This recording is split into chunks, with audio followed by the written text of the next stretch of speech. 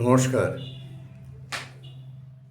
আমাদের চাটুর্যে পরিবারের কথার কোলাজ ভিডিওতে আমি কাল 52টা তাসের যে খেলা হয় প্লে কার্ড, সেই তাসের সম্বন্ধে কিছু বলেছিলাম। আজকে বলবো সেই সঙ্গে মোগল তাসের কথাও একটু ছিল। আর আজকে বলবো আমাদের পশ্চিম বাংলার বিষ্ণুপুরের 10 অবতার তাসের কথা। আসুন আগে একটা ছবি দেখুন। এই দেখুন, ইনি মৎস্য অবতার।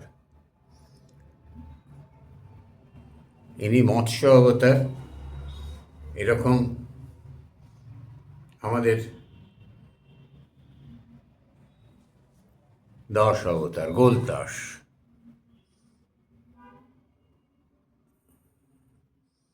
নীল গায়ের রং রাম অবতার, আর নৃসিংহ অবতার। আমাদের যে 10জন অবতার আছে, 10 অবতার তাস। কল্কি অবতার, কল্কি অবতারকে এখনো অবশ্য আমরা জানি না, আমরা পাইনি, কারণ এখনো কল্কি অবতার আসেননি। এছাড়া আমাদের যে দর্শন অবতার মৎস্য, কুর্ম, বরাহ, নৃসিংহ, বামন, পরশুরাম, রাম, বলরাম, জগন্নাথ ও কল্কি, এই 10 অবতারের তাস তৈরি হয় বিষ্ণুপুরে। মল্লভূমে হতো, ওড়িশার কিছু অঞ্চলেও হতো, কিন্তু মূলত এটি বিষ্ণুপুরের পাঁচমুড়া গ্রামের এখনও এই খেলার ঐতিহ্য বজায় আছে। প্রথমেই বলে নিই, 10 অবতার তাস একটা এত দীর্ঘ বিষয় যে এই বিষয়টা নিয়ে একদিনে সবটুকু বলা যাবে না। আমি কয়েকটা পর্যায়ে ভাগ করে বিষয়টা আলোচনা করব। পাঁচমুড়া গ্রামের কোনো কোনো ঘরে বাঁকুড়ার ঘোড়া, হাতি, মনসার চালি, বাড়িঘট, মাটির শাঁখ শিল্পের জন্য বিখ্যাত এই পাঁচমুড়া গ্রামটি। বিষ্ণুপুরী তাস খেলার রেওয়াজ এখনও আছে। বিষ্ণুপুরে তাস দু ধরনের হয়, এক 10 অবতার তাস, 2 নকশা তাস। 10 অবতার তাস খেলতে হয় 120টা তাস নিয়ে, 12টা করে আর কি সেটের মধ্যে তাস থাকে। আর নকশা তাস খেলতে হয় 48টা তাস নিয়ে। 10 অবতার তাসের 120টা তাসের নমুনা যদি একসঙ্গে সাজিয়ে রেখে ছবি তোলা যায়, তাহলে তার নান্দনিকতার মানে কোনো তুলনা হয় না আর কি।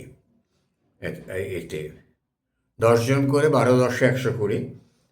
আর নকশা তাস 48টা তাস নিয়ে খেলা হয়। 10 অবতার যে তাস, এই হিন্দু পুরাণের 10 জন অবতারকে নিয়ে। রাত্রিবেলা যদি খেলা হয়, তাহলে রাত্রিবেলা খেলা শুরু হলে খেলা হয় মৎস্য অবতারকে দিয়ে খেলা শুরু করা হয়। কেন না, মৎস্য অবতার হচ্ছেন গভীর জলে থাকেন, অন্ধকারের প্রাণী। আর যদি দিনের বেলা খেলা শুরু হয়, তাহলে রাম অবতারকে দিয়ে খেলা শুরু হয়। আর এই যে 10টি অবতার অঙ্কিত প্রথম সারির তাসগুলো রাজা তাস নামে পরিচিত। এখানে অবতার মূর্তিগুলো দেউল, পীড়া, দেউল বা মন্দিরের মধ্যে আঁকা থাকে, পীড়া দেউল বা দেউল মন্দিরের মধ্যে। এই পীড়া দেউল রীতি জগন্নাথের তাসে ভিন্ন ধরনের হয়। আর শেষ তাস কল্কি তাসের অবতার আঁকা হয়েছে রথ। কল্কি অবতারের রথ আঁকা হয়েছে। কল্কি আছেন মন্দিরে নয়, রথে। রথের ছাউনি, রথচক্র, অশ্ব, সারথি, সমস্ত কিছু দেখা যায়। এইগুলোই এর বৈচিত্র্য। অবশ্য ভালো করে দেখলে বলতে হয় এগুলো দেউল নয়, অনেকটা পালকি বা প্যাগোডার মতো। এই মন্দির দেউল দেখেই ধরতে হবে এগুলি রাজা তাস। আর 10টি তাস হচ্ছে উজির তাস। উজির তাসগুলোতেও 10টি তাসে 10 জন অবস্থারের ছবিই আঁকা থাকে, কিন্তু উজির তাসগুলোতে মন্দির নেই, সারা জমির ওপরে তাসটা আঁকা হয়। বিষয়টা। একটি করে পূর্ণায় বা মূর্তি আঁকা হয়। রাজা ও উজির এই দুই শ্রেণীর তাসই অত্যন্ত সুন্দর অলঙ্কৃত। আর অলঙ্কার যেটা করা হয় সেটা একদম খাঁটি ভারতীয়, কোনো রকম বিদেশি ছাপ কোথাও নেই। এর সৌন্দর্য মানে মুগ্ধ হবার মতো।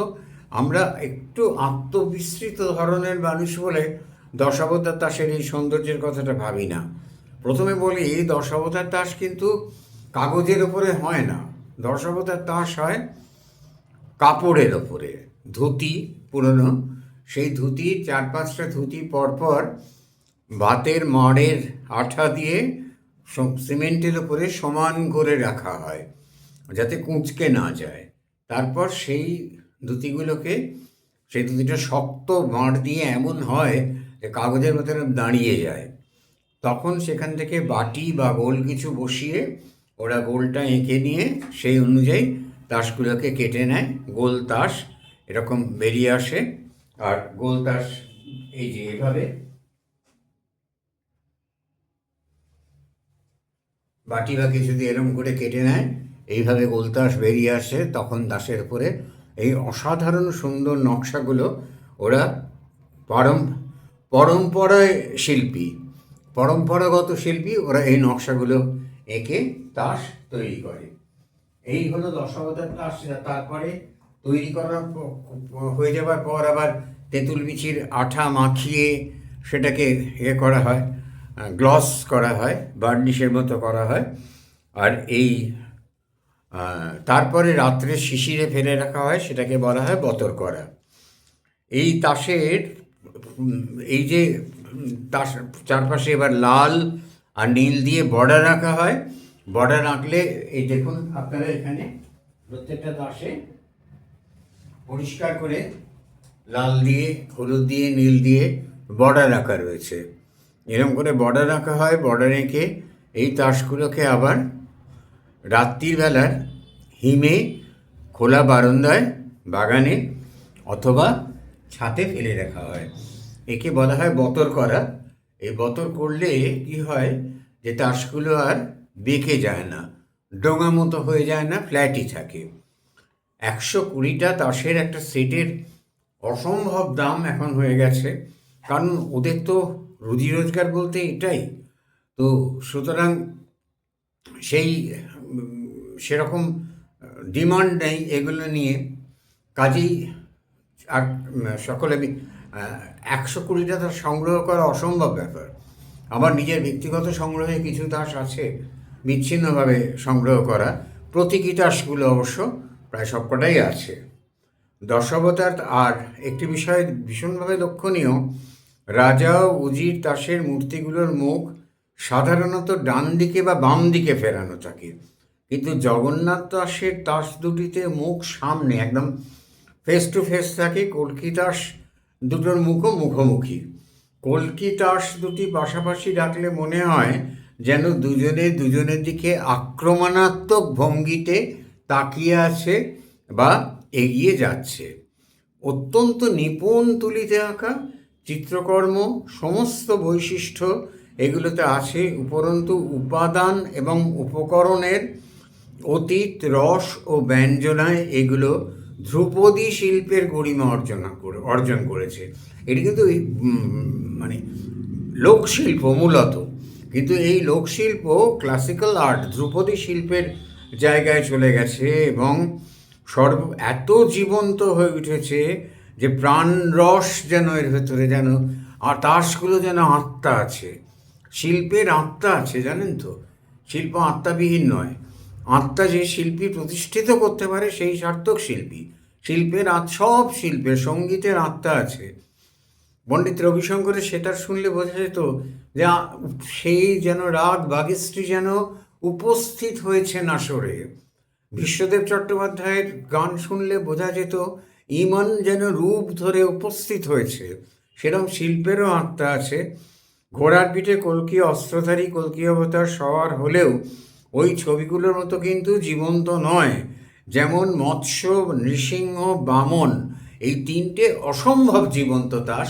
অন্য তাসগুলো এতগুলো জীবন্ত, এতটা জীবন্ত নয়। রাম অবতারে রাজা দাসে রাম ও সীতা এবং উজির দাসে শুধু রাম করুণ রসের এবং জগন্নাথ উজির দাসটিতে বীভৎস রসের প্রতীক।